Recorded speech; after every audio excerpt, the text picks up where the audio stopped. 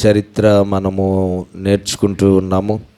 మరి యాకోబు బేతేలులో దేవుని స్తుతించడం, బేతేలులో దేవుడు యాకోబుని దర్శించడం, అక్కడ దేవుని మందిరమును ఆయన ప్రతిష్ఠించడం, అక్కడ ఆయన్ని ఆరాధించడం, అక్కడ ఆయనను యాకోబు స్తుతించి పూజించడం, అక్కడే మరి ఒక తీర్మానము, ఒక నిబంధన, మొక్కుబడి చేసుకోవడం, నువ్వు ఇచ్చిన యావత్తులోనూ కూడా 10వ వంతు నిశ్చయముగా నీకు చెల్లించదనని మొక్కుబడి చేసుకోవడం అనేది కూడా మనకి కనబడుతూ ఉన్నది. యాకోబు బేతేలులో మొక్కుబడి చేసుకున్నట్లుగా మరి అద్భుతంగా తన జీవితంలో గొప్ప ఆశీర్వాదము పొందినట్లుగా అతడు మొక్కుబడి ఎప్పుడూ తప్పలేదు. కానీ అతడు మొక్కుబడి చేసుకున్నట్లుగా 10వ భాగాన్ని దేవుడికి తన జీవిత కాలం అంతా కూడా ప్రతి దాంట్లోనూ, పశువుల్లోనూ, ఆస్తుల్లోనూ, అన్నిటిలోనూ కూడా చెల్లించి గొప్ప ఆశీర్వాదాన్ని పొందుకున్నాడు అని మనకి బైబిల్ చెప్తూ ఉన్నది. సరే, దేవుని వాక్యంలో మనము యాకోబు చరిత్రలో, యాకోబు జీవితంలో తర్వాత జరిగినటువంటి విషయాలను మనం ఒకసారి చూద్దాం. 29వ అధ్యాయము మొదటి నుంచి చదువుదాం. ఆదికాండము 29వ అధ్యాయం మొదటి నుంచి.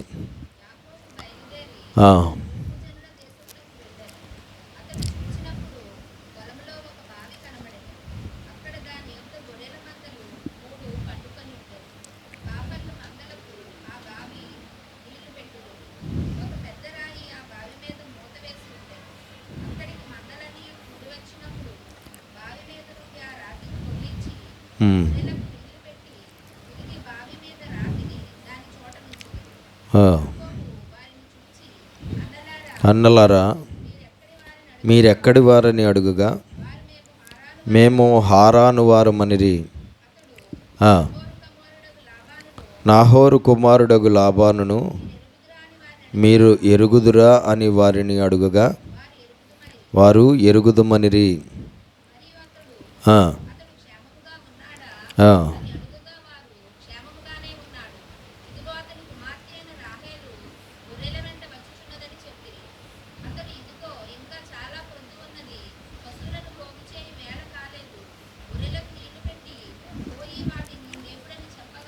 దేవునికి మహిమ కలుగునుగాక.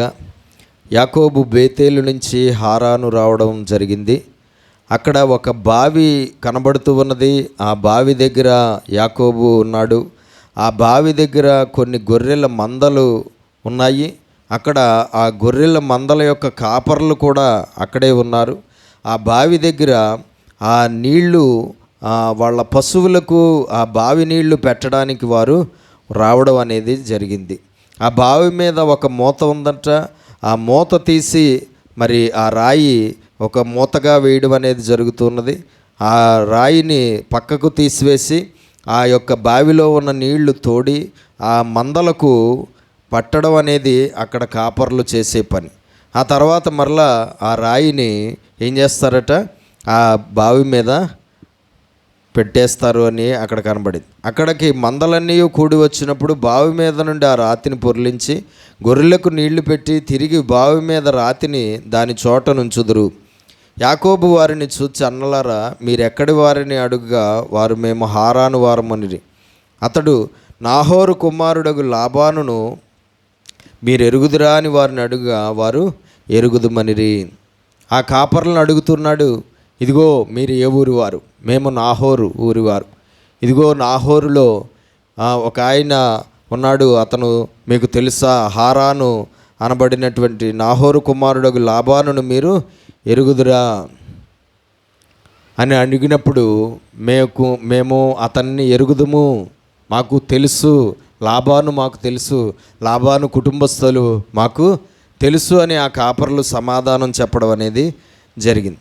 అతడు ఎలాగున్నాడు? క్షేమంగా ఉన్నాడా అని అడిగారు. అలాగే వారు కూడా సమాధానం చెప్తున్నారు, అతడు క్షేమముగానే ఉన్నాడు. ఇదిగో అతని కుమార్తె అయిన రాహేలు గొర్రెల వెంట వచ్చుచున్నదని చెప్పిరి. ఇదిగో మా వెనకాల గొర్రెల మందను నడిపించుకుంటూ ఆ లాబాను యొక్క కుమార్తె అయిన రాహేలు వస్తున్నది. ఆమె ఆ గొర్రెల మందకు నీళ్లు పెట్టడానికి వస్తూ ఉన్నది అని చెప్పి వెనకాల వస్తున్నటువంటి రాహేలును చూపించి ఆమె రాహేలు లాబాను యొక్క కుమార్తె అని చెప్పడం జరిగింది ఆ గొర్రెల కాపర్లు.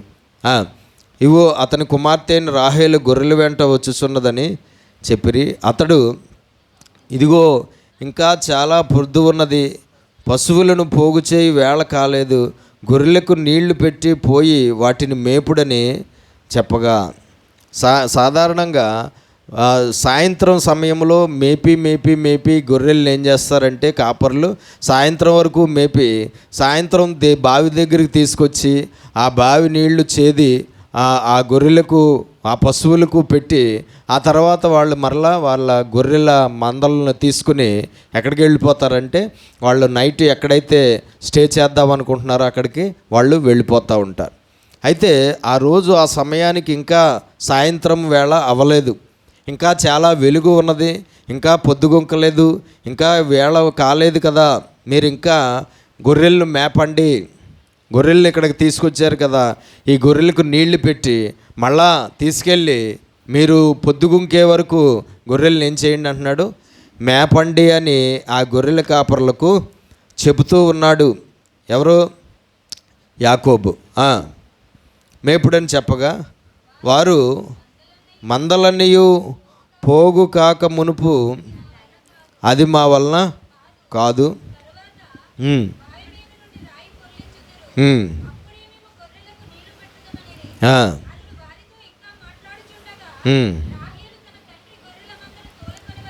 రాహేలు తన తండ్రి యొక్క గొర్రెల మందను నీళ్లు పెట్టడానికి తోలుకుని వచ్చింది ఆ బావి దగ్గరికి. ఆమె వాటిని మేపుతున్నదంట.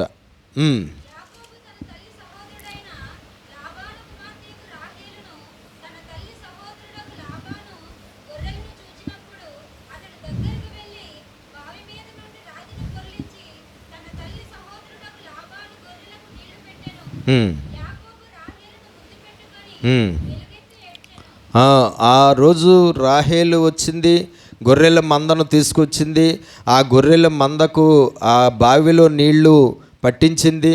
అయితే ఆమె రాహేలు అని తెలుసు కాబట్టి అక్కడ ఉన్న కాపర్లు లాబాను కుమార్తె అయిన రాహేలు అని తెలియపరిచారు కాబట్టి గొర్రెలకు నీళ్లు పట్టేసిన తర్వాత వెళ్ళి ఏం చేస్తున్నాడట, యాకోబు రాహేలును ముద్దు పెట్టుకుని ఎలుగెత్తి ఏడ్చెను. దేవునికి స్తోత్రం కలుగునుగాక. వెళ్ళి ఏం చేశాడట, ఆమెను పట్టుకుని ఏడవడం అనేది చేసినట్లుగా కనబడు. మనకు తెలుసు అబ్రహాము ఆ హారా నుంచి కనాను దేశం వచ్చిన తర్వాత మళ్ళా అబ్రహాము కానీ శారా కానీ హారానుకు వెళ్ళలేదు. వెళ్ళారా? దేవునికి స్తోత్రం. మళ్ళా వాళ్ళు వెళ్ళడం అనేది జరగలేదు. అతని కుమారులు ఎవరైనా వెళ్ళారా పోనీ అంటే వాళ్ళు కూడా వెళ్ళలేదు. ఇస్సాకుకు పెళ్లి చేయడం కోసం ఎవరిని పంపించాడు? ఎలియాజరుని పంపించాడు. తన పెద్ద దాసుడైన ఎలియాజరుని పంపించాడు. కానీ ఏమాత్రం అబ్రహాం వెళ్ళలేదు, శారా వెళ్ళలేదు, ఇస్సాకును కూడా తీసుకుని వెళ్ళడానికి వీల్లేదని చెప్పడం అనేది జరిగింది.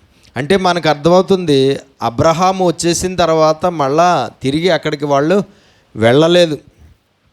అలాగే ఇక్కడ కూడా మనం చూస్తూ ఉంటే రెబ్కా వచ్చిన తర్వాత రెబ్కా మళ్ళా వాళ్ళ ఇంటికి వెళ్ళినట్లుగా కనబడుతుందా? రెబ్కా మళ్ళా వాళ్ళ ఇంటికి వెళ్ళినట్టుగా కనబడ్డదా? కనబడలేదు. దేవునికి స్తోత్రం కలుగును. వాళ్ళ బంధువులు అక్కడ ఉన్నారు, వాళ్ళ రక్త సంబంధులు అక్కడ ఉన్నారు, కానీ వీళ్ళు ఇక్కడ ఉన్నారు. కానీ వీళ్ళు వాళ్ళు మధ్యలో కలుసుకోవడం, వీళ్ళు వాళ్ళు మధ్యలో ఊరు ఒకరు వెళ్ళడం అనేది జరిగిందా? వాళ్ళు ఇక్కడికి రావడం కానీ వీళ్ళు అక్కడికి వెళ్ళడం కానీ జరిగినట్లుగా బైబిల్లో దాఖలాలు లేవు. దేవునికి స్తోత్రం. రెబ్కా ఆ రోజు ఎలియాజరుతో వచ్చేసింది. ఎలియాజరుతో రెబ్కా వచ్చేసింది. మళ్ళా ఏ రోజైనా దేవునికి స్తోత్రం కలుగునుగా మళ్ళా వెళ్ళినట్లుగా బైబిల్లో ఎక్కడ మనకి కనబడలేదు. మళ్ళా తిరిగి వెళ్ళినట్లుగా కనబడలేదు. అయితే అతని కుటుంబ సభ్యుల్ని మాత్రం, ఆమె తన కుటుంబ సభ్యుల్ని మాత్రం ప్రేమిస్తూనే ఉన్నది. తన రక్త సంబంధులుగా ఉన్నటువంటి వారిని ప్రేమిస్తూనే ఉన్నది. అయితే యాకోబుకు పెళ్లి చేయాలన్నప్పుడు కుటుంబంలో బిడ్డనే, ఆశీర్వదించబడిన కుటుంబం సంతానం కాబట్టి అందులో బిడ్డనే చెయ్యాలి అని అనుకున్నారు తప్ప ఈ కనాను దేశంలో ఉన్నటువంటి వారితో ఎవరికి కూడా పెళ్లి చేయాలని అనుకోలేదు. కనాను దేశంలో ఉన్నటువంటి వారితో ఎట్టి పరిస్థితుల్లోనూ వివాహం జరగడానికి ఏమవలేదు, ఇష్టపడలేదు. దేవునికి స్తోత్రం కలుగునుగాక. కాబట్టి మనం తెలుసుకోవాల్సినటువంటి విషయం ఏంటంటే, ఏ మాత్రము మళ్ళా వాళ్ళు ఇంటికి వెళ్ళడం అనేది. ఈనాడు మనం చూస్తూ ఉంటే పెళ్ళి అయిన తర్వాత ఆడపిల్లలు పుట్టింట్లో కన్నా అత్తవారింట్లో కన్నా పుట్టింట్లోనే ఎక్కువ రోజులు జీవించడం అనేది జరుగుతుంది. కానీ ఆనాడు రెబ్కా బయటకు వచ్చిన తర్వాత మళ్ళా తిరిగి అమ్మగారింటికి వెళ్ళినట్లుగా బైబిల్లో సాక్ష్యాలు. అలాగే వీళ్ళు ఇక్కడి వచ్చిన తర్వాత వాళ్ళు మళ్ళీ అక్కడికి వెళ్ళినట్లుగా రాహేలు కానీ కానీ వీళ్ళెవరూ కూడా మళ్ళీ అక్కడి నుంచి వచ్చిన తర్వాత మళ్ళీ వెళ్ళినట్లుగా రుజువులు లేవు, దాఖలాలు లేవు. దేవునికి స్తోత్రం. ఆడపిల్ల పెళ్ళైన తర్వాత ఎక్కడ ఉండాలి అంటే ఎక్కడ ఉండాలి? ఖచ్చితంగా అత్తవారింట్లోనే ఉండాలి. ఈనాడు అత్తగారు ఉంటే పెళ్లి చేసుకోవటం లేదు ఆడపిల్లలు ఎవరు. అత్త ఉంది అంటే ఆ సంబంధానికి ఒప్పుకోవటం లేదు. మాంగారు ఉన్నాడంటే ఆ సంబంధానికి ఒప్పుకోవటం లేదు. ఆడపడుచు ఉన్నదంటే ఆ సంబంధానికి ఒప్పుకోవటం లేదు. ఈనాడు ఆడపిల్లల పరిస్థితి ఎలా ఉందంటే మొగుడు ఒక్కడే ఉండాలట. ఏంటండి? మొగుడు ఒక్కడే ఉండాలి. ఆ మొగుడికి అమ్మ ఉండకూడదు, నాన్నకు ఉండకూడదు, అక్క ఉండకూడదు, తమ్ముడు ఎవరో ఉండకూడదంట. వాళ్ళందరూ ఉంటే చేసుకోదంట, వాళ్ళందరూ ఉంటే ఒప్పుకోదంట, వాళ్ళందరూ ఉంటే ఇంకా ఆ సంబంధం. మరి వాళ్ళందరూ లేకుండా మొగుడు ఎక్కడి నుంచి వస్తాడు నీకు? వాళ్ళందరూ లేకుండా ఎక్కడి నుంచి వస్తాడు ఎవరికైనా భర్త? దేవునికి స్తోత్రం కలుగును. మనం చూస్తూ ఉంటే నాడు పెళ్ళైన తర్వాత అత్తవారింట్లో ఉండడానికి ఇష్టపడలేదు. కానీ నాడు ఆడవాళ్ళు ఎక్కడ ఉండడానికి ఇష్టపడుతున్నారు? పుట్టింట్లో ఉండడానికే ఇష్టపడుతున్నారు. పెళ్ళి అయిన తర్వాత అమ్మాయి అత్తవారింట్లోనే ఉండాలి, అత్తగారే అమ్మగారులా ఉండాలి, మాంగారే నాన్నగారులాగా ఉండాలి. వాళ్ళ యొక్క ఆడపడుచులు, వాళ్ళ యొక్క ఎవరైతే ఉంటారో భర్త యొక్క అన్నదమ్ములు, వాళ్ళే నీకు అన్నదమ్ములు, వాళ్ళే నీకు అక్క చెల్లెలుగా ఉండాలి తప్ప ఇంకా మా అమ్మ, ఇంకా మా నాన్న, ఇంకా మా చెల్లి, ఇంకా మా అన్నయ్య అన్నీ వేలాడడానికి వీల్లేదు. దేవుని విధానంలో అసలు దేవుని విధానంలో అలా ఉండడానికి వీల్లేదు. ఖచ్చితంగా వాళ్ళు ఏం చేయాలంటే నీ తల్లిని నీ తండ్రిని విడిచి నీ భార్యను హత్తుకోవాలని భర్తకు చెప్పాడు. అలాగే నీ తల్లిని తండ్రిని నీ పుట్టింటి కుటుంబాన్ని విడిచి నీ భర్తతో కలిసి ఉండాలని దేవుడు చెప్పాడు. దేవునికి స్తోత్రం కలుగును.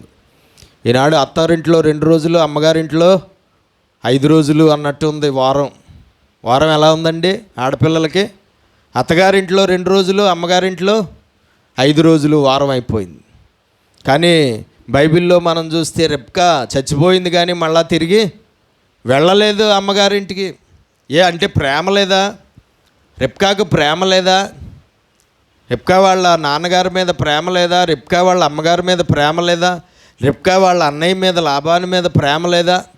అన్నయ్య కూతుళ్ళు ఉన్నారు, కూతుళ్ళ మీద ప్రేమ లేదా?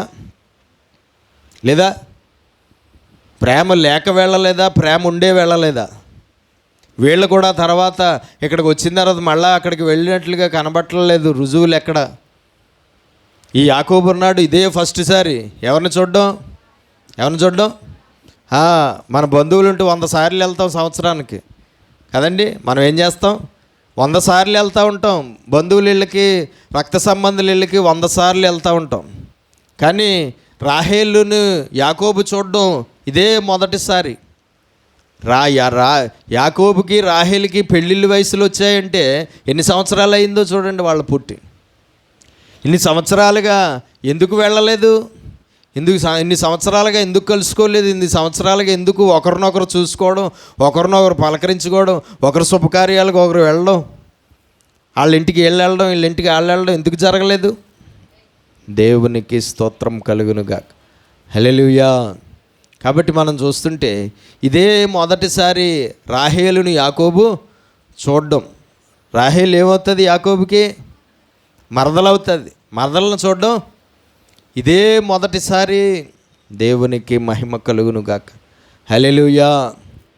కాబట్టి వెళ్ళాడు, పట్టుకున్నాడు, ముద్దు పెట్టుకున్నాడు, ఎంతో ఏడ్చాడు.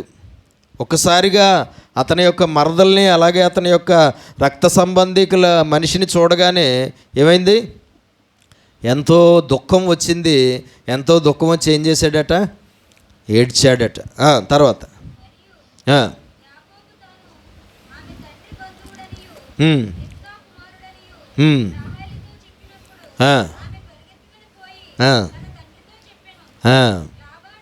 ఇలాగా చెప్పాడు, రాహేలుకి చెప్పాడు, ఇదిగో నేను ఫలానా రెబ్కా యొక్క కుమారుణ్ణి, నా పేరు యాకోబు, ఇలాగా ఇస్సాకుకు రెబ్కాకు పుట్టినటువంటి సంతానమైన యాకోబుని నేను నీకు భావనవుతాను, నువ్వు నాకు మరదలు అవుతావు అని ఇలాగ బంధుత్వం, వాళ్ళ మధ్యలో ఉన్న బంధుత్వం గురించి తెలియపరిచినప్పుడు రాహేలు ఏం చేసిందట?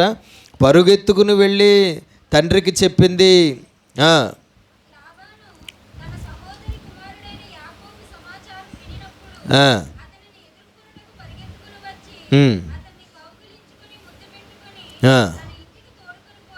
తన ఇంటికి తోడుకొని పోయిను. దేవునికి స్తోత్రం చెల్లిద్దాం. 2 చేతులు పైకెత్తి దేవునికి మహిమ చెల్లిద్దాం అందరం. హల్లెలూయా, హల్లెలూయా. చూడండి, ఇక్కడ మనం చూస్తుంటే యాకోబు యొక్క చరిత్రలో మొట్టమొదటిసారిగా హారానుకు వెళ్ళడం అనేది జరిగింది.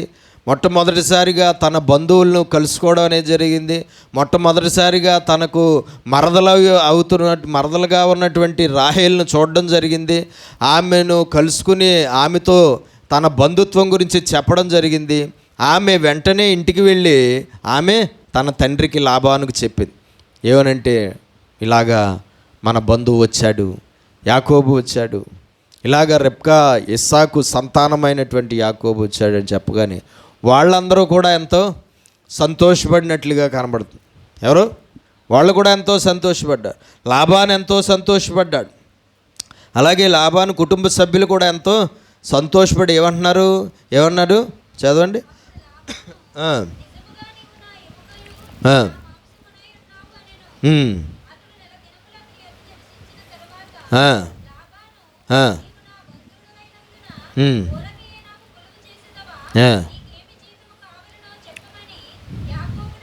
దేవునికి మహిమ కలుగునుగాక.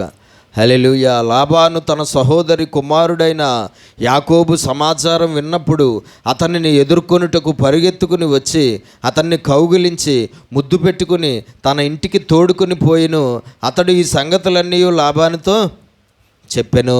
దేవునికి స్తోత్రం. లాబాను కూడా సహోదరి కుమారుడైన యాకోబును చూడడం అదే మొదటిసారి. అలాగే యాకోబు కూడా లాబాను చూడడం అదే మొదటిసారి. దేవునికి స్తోత్రం కలుగునుగా. వాళ్ళు అక్కడి నుంచి ఇక్కడికి వచ్చేసారు. ఇక్కడ దేవుడు చెప్పినట్లుగా ఇక్కడికి వచ్చేసారు. అబ్రహాము ఇక్కడికి వచ్చేసాడు, ఇక్కడ స్థిరపడ్డారు, ఇక్కడ జీవించారు, అలాగే ఇక్కడ చనిపోయాడు. ఆ తర్వాత ఇస్సాకు కుటుంబము కూడా ఇక్కడే జీవిస్తూ ఉన్నారు.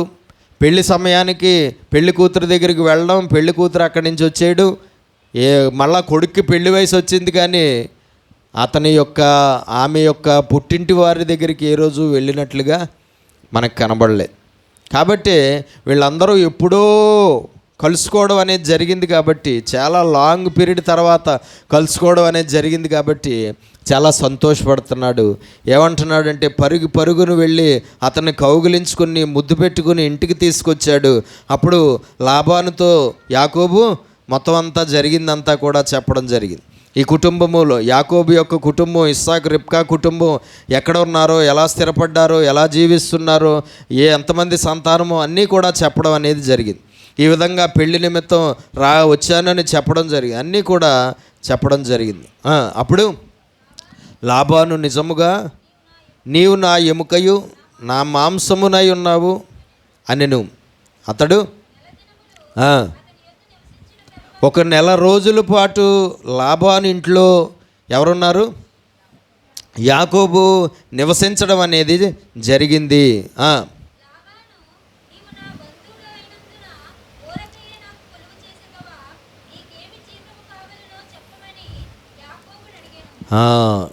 నువ్వు నాకు బంధువుడు, నువ్వు ఊరకనే నా దగ్గరుండి నాకు పని చేయడం నాకు ఇష్టం లేదు, నువ్వు ఊరకనే ఏ జీతం తీసుకోకుండా నా దగ్గర పనిచేయడం, నాకు కొలువు చేయడం నాకు ఇష్టం లేదు. నీకు జీతం ఇవ్వాలని నేను అనుకుంటున్నాను. నీకు ఏం జీతం కావాలో, ఎంత కావాలో చెప్పు అని యాకోబుని అడిగాడు లాబాను. లాబానుకు 2 కుమార్తెలుండ్రి. 2 కుమార్తెలు ఉన్నారు. పెద్ద అమ్మాయి పేరు లేయా, రెండో అమ్మాయి పేరు రాహేలు.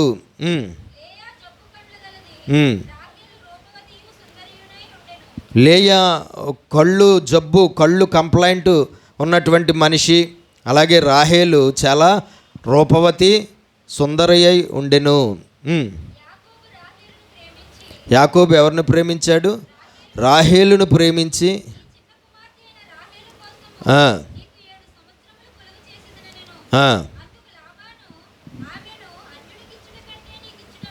ఆమెను అన్యునికిచ్చుట కంటే నీకు ఇచ్చుట మేలు, నా యొద్ద ఉండమని చెప్పగా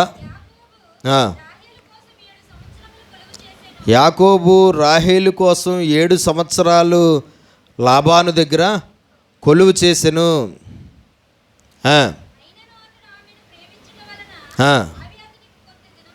7 సంవత్సరాలు కూడా కొద్ది దినాలుగా, చాలా తక్కువ దినాలుగా కనబడ్డాయి. ఎందుకంటే రాహేలును ప్రేమించడం వల్ల అంట. దేవునికి స్తోత్రం. నీకు జీతం ఏం కావాలంటే జీతం అడగలేదు. ఏం కావాలి అన్నాడు? పిల్లని అడిగాడు.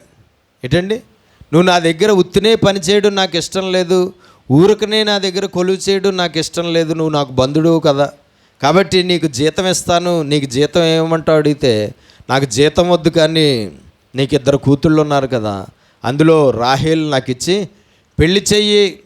ఎందుకంటే మొట్టమొదటిగా చూసింది రాహేల్నే. అలాగే రాహేలును అతడు ప్రేమించడం అనేది జరిగిందని బైబిల్లో కనబడుతుంది. రాహేలును ఏం చేశాడట? యాకోబు ప్రేమిస్తున్నాడు. అక్క లేయా ఉంది, కానీ ఆమె ప్రేమించబడలేదు యాకోబుతో. ఎందుకంటే ఆమె కళ్ళు జబ్బు కలిగినదిగా ఉండడం వల్ల, ఒక లోపం అనేది ఉండడం వల్ల ఏమాత్రము యాకోబు రాహేలును, లేయాను ప్రేమించలేదు. కానీ ఎవరిని ప్రేమించాడు? రాహేలును ప్రేమించాడు. ఎందుకంటే రాహేలు ఎంతో అందంగా ఉందంట, రూపవతి అంట. దేవునికి స్తోత్రం. ఇదిగో నువ్వు నాకు నీ కుమార్తె అయినటువంటి రాహేలునిచ్చి పెళ్లి చేయి. నువ్వు నాకు రాహేలునిచ్చి పెళ్లి చేస్తా అంటే నీ దగ్గర 7 సంవత్సరాలు కొలువు చేస్తాను, 7 సంవత్సరాలు నీ దగ్గర పని చేస్తాను, నాకు ఏ జీతం ఇవ్వక్కర్లేదు. 7 సంవత్సరాల తర్వాత నాకు రాహేలునిచ్చి పెళ్లి చెయ్యి అంటే లాబాను వెంటనే ఒప్పుకున్నాడు. ఎవడికో అన్యుడికి ఇచ్చే కన్నా నువ్వు నా బంధుడు కాబట్టి నీకు ఇవ్వడం నాకు చాలా మంచిది, నా కూతుర్ని, కాబట్టి నీకు ఇచ్చి పెళ్లి చేస్తాను. అయితే నువ్వు 7 సంవత్సరాలు నా ఇంట్లో కొలువు చెయ్యి అని చెప్పాడు. 7 సంవత్సరాలు కొలువు చేశాడు రాహేలు కోసం. 7 సంవత్సరాలు కొలువు చేశాడు రాహేలు కోసం. 7 సంవత్సరాలు ఉత్తినే పనిచేశాడు రాహేలు కోసం. రాహేలుని ఎంతో ప్రేమించడం వల్ల ఆ 7 సంవత్సరాలు కూడా చాలా త్వరగా అయిపోయాయట. ప్రేమలో ఉన్నప్పుడు అలాగే ఉంటుందండి. ఆ ప్రేమ పోయిన తర్వాత మళ్ళీ అన్నీ మారిపోతాయి. ప్రేమ ఎప్పుడైతే ఉంటుందో ఆ ప్రేమలో సంవత్సరాలు ఎన్నైనా కనబడవు, ఎంత వెట్టి చాకరీ చేయాల్సి వచ్చినా కనబడదు. ఆ ప్రేమలో భాగంగా రోజు పరస ఎంతలా ఖాళీ అయిపోయినా కనబడదు, ఎన్ని తిట్లు తినాల్సి వచ్చినా కనబడదు, ఎన్ని రకాలైనా ఏమాత్రం కూడా కనబడదు. ప్రేమకున్న పవర్ అది. దేవునికి స్తోత్రం కలుగునుగా. అయితే బైబిల్లో మనం తెలుసుకోవాల్సినటువంటి విషయం ఏంటంటే, ప్రేమ పెళ్ళిళ్ళు దేవుడు చిత్తంలో ఉన్నవా లేవా? ప్రేమ పెళ్ళిళ్ళు దేవుడి చిత్తంలో ఉంటాయా ఉండవా? చూడండి, ఒక మాట చెప్పుకోవాల్సిన విషయం ఏంటంటే, మనం ప్రేమించిన మనిషిని పెళ్లి చేసుకోవడం గొప్పతనం కాదు. మనం ఎవరినైతే ప్రేమిస్తున్నామో వాళ్ళని మనం పెళ్లి చేసుకోవడం గొప్పతనం కాదు. దేవుడి చేత ప్రేమించబడుతున్న మనిషిని మనం పెళ్లి చేసుకుంటే మనకు చాలా ఆశీర్వాదం. నువ్వు పెళ్లి చేసుకునేవాడు ఆడైనా మగైనా, నువ్వు పెళ్లి చేసుకునే మనిషి ఆడవాళ్ళైనా మగాళ్ళైనా, ఆ మనిషి ఎవరి చేత ప్రేమించబడాలి? దేవుని చేత ప్రేమించబడాలి. ఆ మనిషి దేవుని చేత ప్రేమించబడుతూ ఉంటే, ఆ దేవుని చేత ప్రేమించబడుతున్న మనిషిని నువ్వు ప్రేమిస్తే నీకు ఆశీర్వాదం. ఆ దేవుని చేత ప్రేమించబడుతున్న మనిషిని నువ్వు పెళ్లి చేసుకుంటే నీకు ఆశీర్వాదం. ఆ దేవుని చేత ప్రేమించబడుతున్నటువంటి మనిషితో నువ్వు కలిసి కాపురం చేస్తూ ఉంటే నీకు ఆశీర్వాదం, నీకు ఆనందం, నీకు సంతోషం. మనం ప్రేమించిన వారిని పెళ్లి చేసుకోవడం వల్ల ప్రయోజనం ఏందో, మనం ప్రేమించిన వారిని పెళ్లి చేసుకోవడం వల్ల పెళ్ళికి ముందే ప్రేమ అయిపోతుంది, పెళ్లి తర్వాత ఇంకా ప్రేమ మిగిలి ఉండలేదు. అందుకనే పెళ్లి తర్వాత ప్రేమ వివాహాల్లో ఏం కనబడుతున్నాయి? విడిపోవడం అనేది ఎక్కువగా కనబడుతుంది. ఇప్పుడు అందరూ చెప్తున్నారు మ్యారేజెస్ ఎక్కువ. ఏ మ్యారేజ్లు ఫెయిల్ అవుతున్నాయంటే లవ్ మ్యారేజ్లే చాలా ఎక్కువ ఫెయిల్ అవుతుంది. మ్యారేజ్లు, కుటుంబ వ్యవస్థ చాలా ఎక్కువగా ఫెయిల్ అవుతుంది ప్రస్తుతం. అందులో ఎక్కువ రిజల్ట్ ఏది అంటే లవ్ మ్యారేజెస్. దేవునికి ఎందుకంటే వాళ్ళ మధ్యలో ప్రేమ పెళ్ళికి ముందే అయిపోతుంది, పెళ్ళి తర్వాత ఇంకా ప్రేమ ఉండలేదు. ప్రేమ పోయేటప్పటికి ఏం స్టార్ట్ అవుతుంది? కోపం, తాపం, క్రోధం ఇవన్నీ స్టార్ట్ అవుతున్నాయి. ఎప్పుడైతే ఆ కోపం, తాపం ఇవన్నీ స్టార్ట్ అవుతున్నాయో ఇంకా వాళ్ళు కలిసి ఉండడం ఎక్కువ కాలం జరగట్లేదు, ఇంకెక్కువ కాలం జరగట్లేదు. చూడండి, మనం తెలుసుకోవాల్సింది ఏంటంటే మనము దేవుని చేత ప్రేమించబడుతున్న వారిని పెళ్ళిళ్ళు చేసుకోవాలి. నీకు సాటి అయిన సహాయంగా దేవుడు ఎవరిని నిర్ణయించాడో వారిని పెళ్లి చేసుకోవడం మనకు ఎంతో ఆశీర్వాదం. మనకు సాటి అయిన సహాయాన్ని మనం సెలెక్ట్ చేసుకోకూడదు. మనం ప్రేమించిన వారిని మనం సాటి అయిన సహాయంగా చేసుకోకూడదు. మనం ఇష్టపడిన వారిని మనం పెళ్ళిళ్ళు చేసుకుని వారితో కలకాలం సంతోషంగా ఉండడం అంటే అది జరిగే పని కాదు. నీకు సాటి అయిన సహాయంగా దేవుడు ఎవరిని సెలెక్ట్ చేశాడు, ఆడవాళ్ళైనా మగవాళ్ళైనా వారికి సాటి అయిన సహాయంగా ఒకరిని దేవుడు సెలెక్ట్ చేసి ఉంచుతాడు కదా.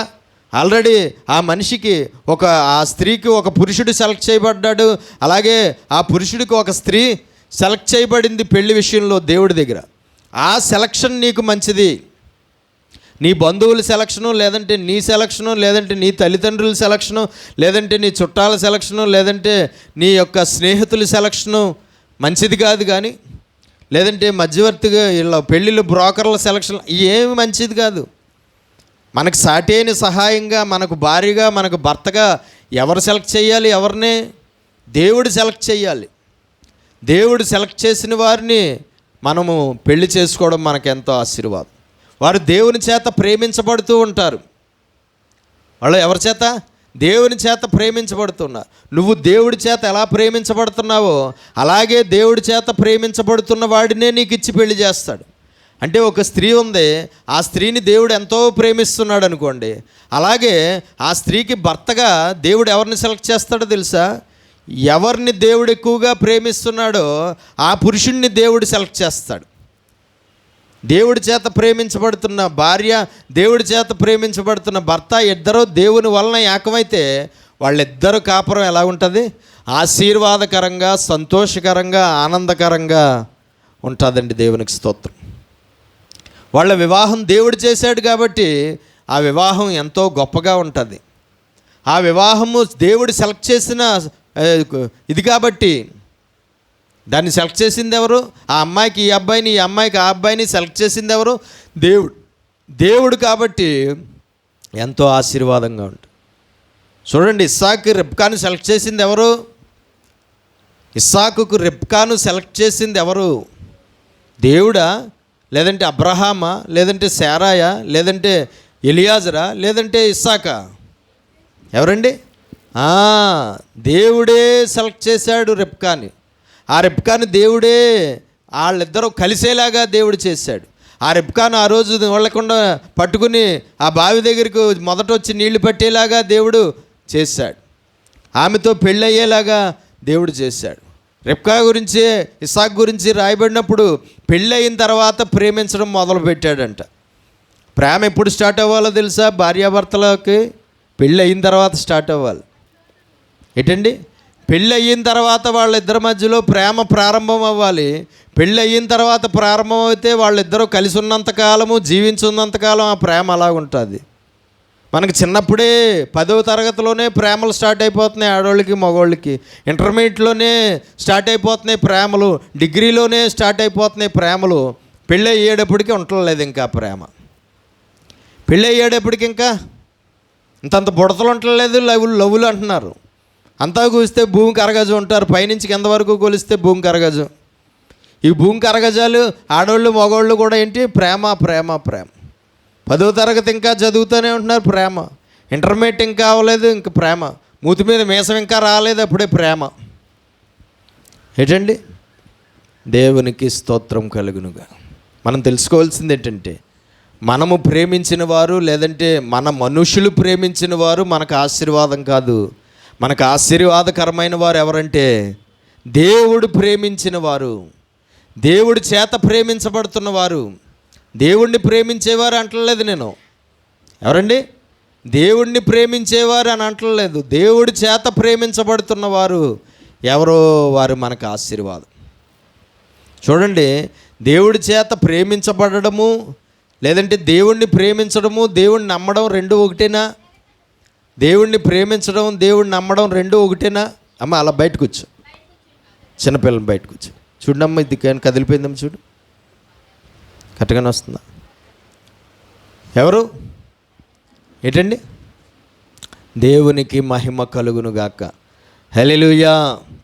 దేవుణ్ణి ప్రేమించడము, దేవుణ్ణి నమ్మడం రెండు ఒకటేనా? రెండు ఒకటేనా? దేవుణ్ణి నమ్మిన వారు అందరూ దేవుణ్ణి ప్రేమిస్తున్నారా?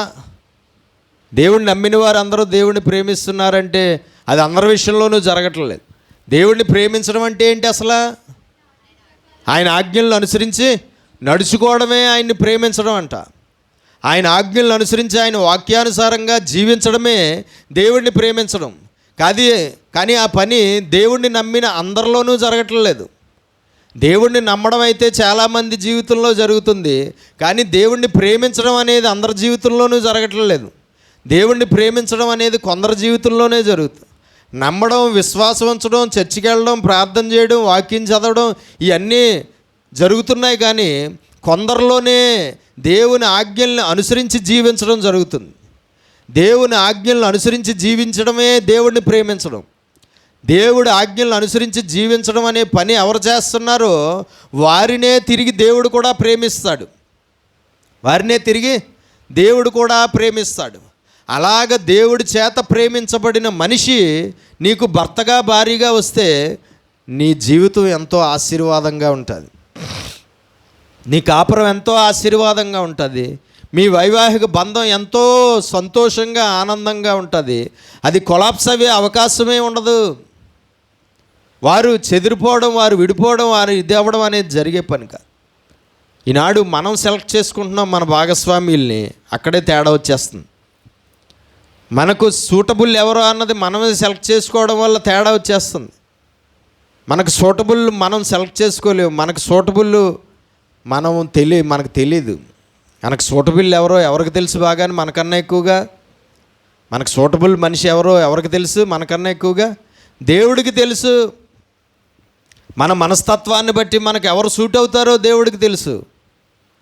మన ఆలోచనను బట్టి మనకు ఎవరు సూట్ అవుతారో దేవుడికి తెలుసు. మన భక్తిని బట్టి మనకు కరెక్ట్ సూటబుల్ ఎవరో దేవుడికి తెలుసు. మనం పెళ్ళికి ముందు వాళ్ళ గురించి పరిపూర్ణంగా తెలుసుకోవడం జరిగే పని కాదు.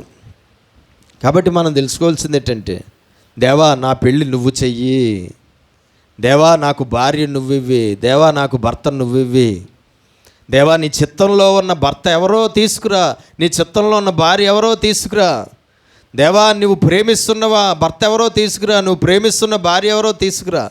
తల్లిదండ్రులు ప్రార్థన చేయాలి, ప్రభువా నీ చేత ప్రేమించబడుతున్న కుటుంబాన్ని తీసుకురా. నా కుమార్తెకు నీ చిత్తంలో ఉన్నటువంటి కుటుంబాన్ని, నీ చిత్తంలో ఉన్న కుమారుణ్ణి, నీ చిత్తంలో ఉన్నటువంటి కుటుంబాన్ని ఎవరితో మేము వెయ్యవందాలో ఆ కుటుంబాన్ని నువ్వే తీసుకురా. ఆ కుటుంబాన్ని నువ్వే పరిచయించి, ఆ కుటుంబంతో మమ్మల్ని నువ్వే కలుపు. ఆ కుటుంబంతో మాకు మేము వెయ్యవందడానికి మాకు సహాయం చేయని తల్లిదండ్రులు ప్రార్థన చేయాలి, పిల్లలు ప్రార్థన చేయాలి. అంతే తప్ప పెళ్ళికి ముందే ప్రేమలో, పెళ్ళికి ముందే ఏదో మనకే సెలక్షన్ వచ్చినట్లుగా, మనకు సెలక్షన్ వచ్చన్నట్లుగా మనము సెలక్షన్ చేసుకోవడం, తర్వాత అవి కొలాప్స్ అయిపోవడం, తర్వాత అవి ఫెయిల్ అయిపోవడం, తర్వాత అవి పూర్తిగా ఇంకా బంధం కొనసాగకుండా మధ్యలో ఆగిపోవడం అనేది కనబడుతూ ఉన్నది. దేవునికి స్తోత్రం. పెళ్ళిళ్ళు అవడం గొప్పతనం కాదు.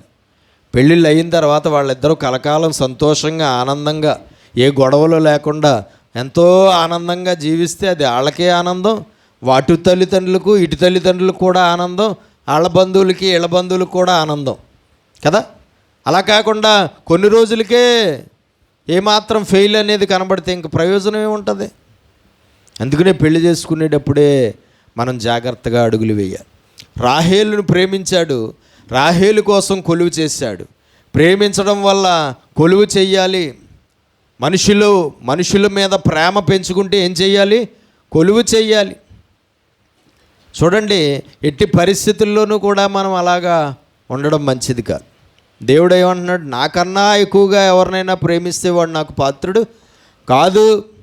నాకన్నా ఎక్కువగా, దేవుడి కన్నా ఎక్కువగా మనం ఎవరిని ప్రేమించడానికి వీల్లేదు. తల్లిని కానీ, తండ్రిని కానీ, భర్తను కానీ, భార్యను కానీ, పిల్లల్ని కానీ, భూములు కానీ, ధనాన్ని కానీ, దేన్ని కూడా దేవుని కన్నా మనం ఎక్కువగా ప్రేమించడానికి వీల్లేదు. ఒకవేళ దేవుని కన్నా ఎక్కువగా ప్రేమిస్తే వాళ్ళు దేవుడికి పాత్రులు కారు అంటున్నాడు. దేవునికి స్తోత్రం కలుగును. ఈనాడు యవన కాలంలో మా అమ్మ కన్నా నువ్వే ఎక్కువ, మా నాన్నకన్నా నువ్వే ఎక్కువ, మా అన్నయ్య కన్నా నువ్వే ఎక్కువ. వాళ్ళు పెళ్ళిళ్ళు చేసుకుని అంటున్నారు, ఇదిగో నాకు నేను ప్రేమించిన వాడే కావాలి, నేను ప్రేమించిన అమ్మాయే కావాలి తప్ప నన్ను కన్న నా తండ్రి నాకు అక్కర్లేదు, నన్ను కన్న నా తల్లి నాకు అక్కర్లేదు, నన్ను కళ్ళల్లో పెట్టుకుని పెంచినటువంటి తల్లిదండ్రులు నాకు అక్కర్లేదని ఖచ్చితంగా చెప్పేస్తున్నారు కదా. అంటే ఎవరికన్నా ఎక్కువగా ఎవరిని ప్రేమించారు వాళ్ళ అర్థం? వాళ్ళకు జన్మనిచ్చిన తల్లిదండ్రుల కన్నా వాళ్ళు ఎవరినైతే ఇష్టపడ్డారో పెళ్లి చేసుకోవాలని వాళ్ళనే ఎక్కువగా ప్రేమించారు అని అర్థమైపోతుంది. ఎందుకంటే నాకు వీళ్ళే కావాలి, ఈ మనిషే కావాలి, ఇంకా వాళ్ళు ఎవరో నాకు వద్దు అని చెప్తున్నారు. కాబట్టి కన్న తల్లిదండ్రుల కన్నా ఎక్కువగా నువ్వు ఒక అమ్మాయిని ప్రేమించి లేకపోతే ఒక అబ్బాయిని ప్రేమించి నాకు వాళ్ళే కావాలి అని అనడం దేవుడికి ఇష్టమా? ఆ దేవుడికి ఇష్టపడే పద్ధత అది వాక్యంలో ఉందా? ఆ దేవుడు అంగీకరిస్తాడా? అది న్యాయమా? అందులో న్యాయం ఉందా? దేవునికి స్తోత్రం. ఈరోజు ఎవరికి కావాలి న్యాయం, అన్యాయం? ఏ అమ్మాయిలకు కావాలి, ఏ అబ్బాయిలకు కావాలి అన్యాయం, న్యాయం? దేవునికి స్తోత్రం. చదువుకునేటప్పుడు ప్రేమించుకున్నాం, ఉద్యోగం చేసేటప్పుడు ప్రేమించుకున్నాం, లేదంటే స్కూల్లోనే ప్రేమించుకున్నాం, ఇలాగా కబుర్లు చెప్తూ ఉంటారు. కానీ ప్రేమించినటువంటి భార్యను దక్కించుకోవడానికి చాలా కష్టపడవలసి వచ్చింది. ప్రేమించిన భార్య జీవితకాలం అతనితో కలిసి లేదు. ఉందా? ప్రేమించిన భార్య జీవితకాలం కలిసి లేదండి. ప్రేమించిన భార్య మధ్యలోనే చచ్చిపోయింది. ప్రేమించిన భార్యకు పిల్లలు చాలా కాలం లేరు. ప్రేమించిన భార్య జీవితాంతం యాకోబుతో కలిసి లేదు. కానీ ప్రేమించిన భార్య కొంతకాలం తర్వాత యాకోబును విడిచిపెట్టవలసి వచ్చింది. దేవునికి స్తోత్రం. ప్రేమ వివాహాల విషయంలో ఒకవేళ ఆ మనిషి దేవుని చేత ఎన్నుకోబడిన వాడు, లేదంటే దేవుని చేత ఎన్నుకోబడినటువంటి దేవుని ప్రణాళికలో ఉన్నటువంటి వారు అనుకోండి, ఒకవేళ వాళ్ళ వివాహాలు దేవుని చిత్తానికి విరోధంగా జరిగితే దేవుడు ఏం చేస్తాడో తెలుసా? ఒకవేళ దేవుడు చిత్తంలో లేని వారిని పెళ్లి చేసుకుంటే ఏం చేస్తాడో తెలుసా? కొన్ని రోజుల్లోనే వాళ్ళిద్దరినీ విడగొట్టేస్తాడు దేవుడు. ఎందుకంటే యువతల మనిషి దేవుని ఏర్పాటులోనూ, దేవుని ప్రణాళికలోనూ, దేవుడి ఉద్దేశంలోనూ ఉన్న మనిషి అయితే కనుక ఇమీడియట్లీగా ఆ దేవుని చిత్తానికి విరోధంగా ఆయన పెళ్లి కొలాప్స్ దేవుడే చేసేస్తాడు. ఆ దేవుని చిత్తానికి విరోధంగా నీ జీవితంలోకి వచ్చిన మనిషిని దేవుడు నీతో కలిసి ఉంచడు. ఆ మనిషి నువ్వు ప్రేమించిన మనిషి అయినా సరే నీతో కలిసి ఉంచనివ్వడు దేవుడు, ఉండనివ్వడు దేవుడు. నువ్వు చాలా నీ తల్లి కన్నా, తండ్రి కన్నా, నీ ప్రాణం కన్నా ఎక్కువగా ప్రేమించిన మనిషి అయినా సరే ఆ మనిషి దేవుని చిత్తంలో లేనప్పుడు, దేవుని చేత ప్రేమించబట్టలు లేనప్పుడు, నీకు దేవుడు సెలెక్ట్ చేసిన మనిషి కానప్పుడు కొన్ని రోజులకే నీ జీవితంలో నుంచి ఆ మనిషిని బయటికి పంపించేస్తాడు. కొన్ని రోజులకే వాళ్ళు వేరైపోయేలాగా దేవుడు చేసేస్తాడు. మళ్ళా దేవుడి చిత్తంలో ఉన్న మనిషితో మళ్ళా ఆ మనిషికి వివాహము జరిగిస్తాడు. దేవుడి చిత్తంలో, దేవుడి ప్రణాళికలో నీకు దేవుడు సెలెక్ట్ చేసినటువంటి మనిషిని నీకు దేవుడిచ్చి పెళ్లి చేస్తాడండి. దేవునికి స్తోత్రం కలుగునుగాక. కాబట్టి మనం తెలుసుకోవాల్సింది ఏంటంటే వివాహాల విషయంలో చాలా జాగ్రత్తగా అడుగులు వేయాలి. తల్లిదండ్రులు అలాగే పెళ్ళిళ్ళు చేసుకునేవారు కూడా వివాహాల విషయంలో చాలా జాగ్రత్తగా అడుగులు వేయాలి. ప్రేమలు దోవలు అనే దానికి దేవుడి దగ్గర ఎట్టి స్థానము లేదు. దేవుని చిత్తానికే వివాహంలో స్థానం ఉంది. దేవుడి ఇష్టానికే వివాహంలో స్థానం ఉంది. దేవుడి చేత ప్రేమించబడుతున్నటువంటి వారికే స్థానము ఉన్నది. దేవునికి స్తోత్రం కలుగును గాక. కాబట్టి మరి యాకోబు ఆ విధంగా ప్రేమించాడు. ఆమెనిచ్చి పెళ్లి చేస్తానంటే 7 సంవత్సరాలు కొలువు ఉంటానన్నాడు. సరే అని చెప్పి 7 సంవత్సరాలు జీతంలో బెత్యం లేకుండా ఒకడు నాదికు పని చేస్తానంటున్నాడు అని చెప్పి సరే అనేసి లాబాను కూడా ఒప్పుకున్నాడు. ఒప్పుకుని నీకు రాహేల్నిచ్చి పెళ్లి చేస్తానైతే నువ్వు చెప్పినట్లుగా 7 సంవత్సరాలు కొలువు చెయ్యి అన్నాడు. 7 సంవత్సరాలు అతని దగ్గర పని చేశాడు, ఏ జీతం లేకుండా. 7 సంవత్సరాలు కూడా ప్రేమ వల్ల అసలు ఎక్కువ కాలం అని అనిపించలేదంట. 7 సంవత్సరాలు ఎక్కువ కాలం అని అనిపించలేదంట. తర్వాత 21వ వచనం తర్వాత గనుక ఇదిగో 7 సంవత్సరాలు కొలువు చేశాడు. 7 సంవత్సరాలు పూర్తయిపోయింది.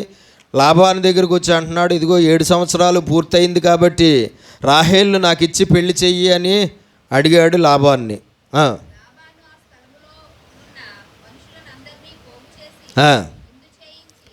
పెద్ద విందు చేశాడు ఆ రోజు.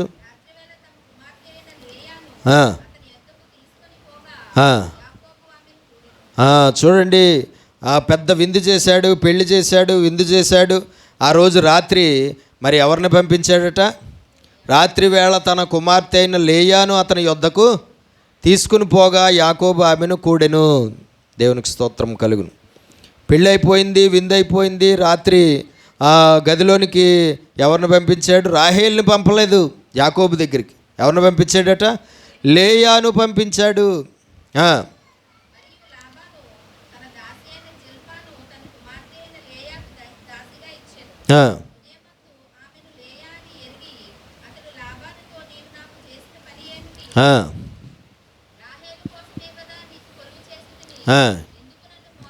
ఎందుకు నన్ను మోసపుచ్చితివనెను?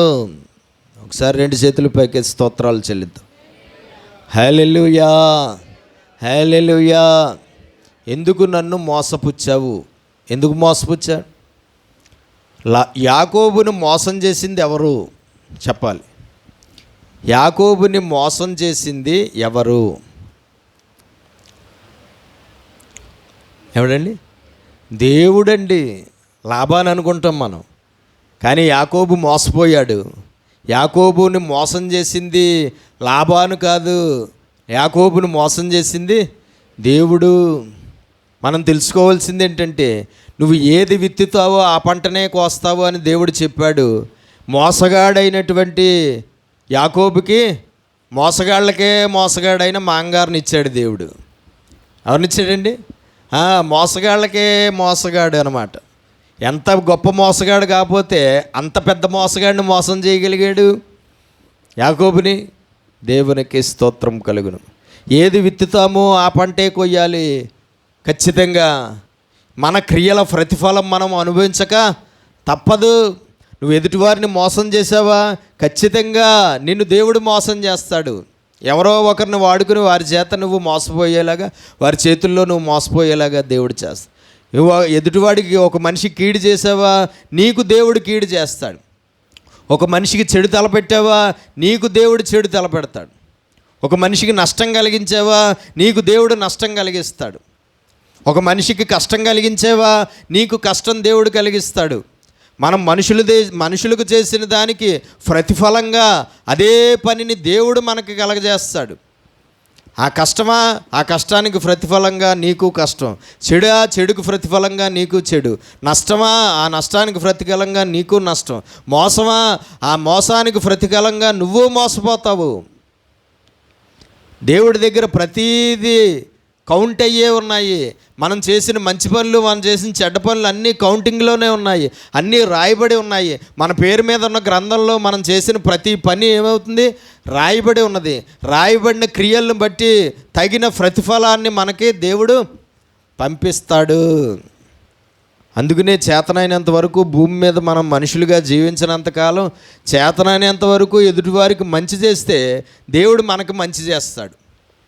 చేతనైనంత వరకు మనం మంచి మేలు చేయడానికే ఇష్టపడాలి తప్ప మోసం చేయడానికి కానీ, లేదంటే చెడు చేయడానికి కానీ, హాని చేయడానికి కానీ, కష్టపరచడానికి కానీ, ఇబ్బందిపరచడానికి కానీ, ఇటువంటివేవి కూడా మనం ఎదుటివారికి చేయకూడదు. మనం ఇతరులకు ఏది చేస్తామో అదే తిరిగి మనకి జరుగుతుంది. మన నెత్తి మీదకే దాన్ని మళ్ళా తిరిగి కుమ్మరిస్తాడు. మనం తవ్విన గోతులో మనల్నే ఆయన పడజేస్తాడు. కాబట్టి భూమి మీద ఉన్నంతకాలం మనకు మంచి జరగాలంటే, భూమి మీద మనం జీవించినంతకాలం దేవుడు మనకు మంచి చేయాలంటే, భూమి మీద ఉన్నంతకాలం నువ్వు ప్రతి మనిషికి మంచి చెయ్యి. నువ్వు ప్రతి మనిషికి మంచి చేస్తే దేవుడు నీకు ప్రతి విషయంలోనూ మంచి చేస్తాడు. నువ్వు ఎప్పుడైనా ఎవరికైనా చెడు చేస్తే ఖచ్చితంగా దేవుడు కూడా నీకైనా నాకైనా ఏం చేస్తాడు? చెడు చేస్తాడు. దేవునికి స్తోత్రం కలుగునుగా. కాబట్టి అన్నను మోసం చేశాడు, అన్న చేతిలో అన్నను మోసం చేశాడు. ఇప్పుడు మాంగారు చేతిలో మోసపోయాడు. మళ్ళీ మోసం మామూలు మోసం కాదు.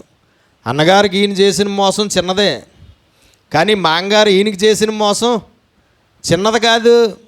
చిన్నదా? ఏదో ఆ జ్యేష్ఠత్వాన్ని పొందుకోవడం, ఆశీర్వాదాన్ని పొందుకోవడం ఆనందమాట. ఇక్కడ ప్రేమించిన భార్య మారిపోయింది. గదిలోకి వచ్చిన తర్వాత చూడలేదా, కనబడలేదా అంటే ఇప్పుడులాగా ఇంతంత వెలుగులు, ఇప్పుడులాగా ఇంతంత పెద్ద పెద్ద డెకరేషన్లు అప్పుడేం లేవు. అప్పుడు కరెంట్ లేదు. ఏంటి? దీపాలే, చిన్న చిన్న కాగడాలు పట్టుకుని ఇచ్చేయడు. ఇంకా మొదటి రాత్రిగా అంటే ఇంకా ఎంతో దీపాలు వెలుగు ఏమీ లేదనమాట. కాబట్టి గదిలోనికి వెళ్ళింది రాహేలు అనుకున్నాడు, కానీ ఇంతకే రాహేలు కాదు, ప్రేమించబడటం లేని మనిషి వెళ్ళింది. లేయాను అస్సలు ప్రేమించలేదు. బైబిల్ చెప్తుంది లేయాను ద్వేషించాడు అని ఉంది. లేయాను ద్వేషించాడు. నువ్వు ద్వేషించిన దాన్ని దేవుడు ప్రేమించాడు, నువ్వు ప్రేమించిన దాన్ని దేవుడు ద్వేషించాడు. దేవునికి స్తోత్రం. మనం ఎవరిని ప్రేమిస్తామో వారిని దేవుడు ద్వేషిస్తాడు, మనం ఎవరిని ద్వేషిస్తామో వారిని దేవుడు ప్రేమిస్తాడు. అది మాత్రం ఖచ్చితంగా మనకు జ్ఞాపకం ఉండాలి, కంపల్సరీ జ్ఞాపకం ఉండాలి. అది దేవునికి స్తోత్రం కలుగును. లేయాని పెళ్లి చేసుకోవాలని అనుకోలేదు, అసలు రేయాని ప్రేమించలేదు, లేయాలో ఉన్న లోపాన్ని బట్టి ఏ మాత్రం ఇష్టపడలేదు. కానీ ఏం చేశాడు? లేయాను పెళ్లి చేసుకోవాల్సి వచ్చింది. దేవునికి స్తోత్రం. ఏ అంటే ఏంటి? పెద్ద అమ్మాయి ఉండగా రెండో అమ్మాయిని ఇచ్చి నీకు ఎలాగా పెళ్లి చేస్తాను, అది మా ఊరు మర్యాద కాదంటాడు. చదవండి. ఉదయం ఆమెను లేయా అని ఎరిగి అతడు లాబానుతో నీవు నాకు చేసిన పని ఏమిటి అని అడిగితే, రాహేలు కోసమే కదా నీకు కొలువు చేసి తిని అని అడిగితే, ఎందుకు నన్ను మోసపుచ్చితివి అనెను. అందుకు లాబాను పెద్దదానికంటే ముందుగా చిన్నదాన్ని ఇచ్చుట మా దేశ మర్యాద కాదు. ఆ మొక్క ముందు చెప్పచ్చు కదా, ముందు చెప్పాడా? ఇప్పుడు చెప్పిన మొక్క ఫస్ట్ చెప్పచ్చు కదండి. బాబు నువ్వు రెండో అమ్మాయిని పెళ్లి చేయమని అడుగుతున్నావు, కానీ మా ఊరి మర్యాద ఏంటో తెలుసా? పెద్ద అమ్మాయి ఉండగా రెండో అమ్మాయిని నీకు ఇచ్చి పెళ్లి చేయడం కుదరదు.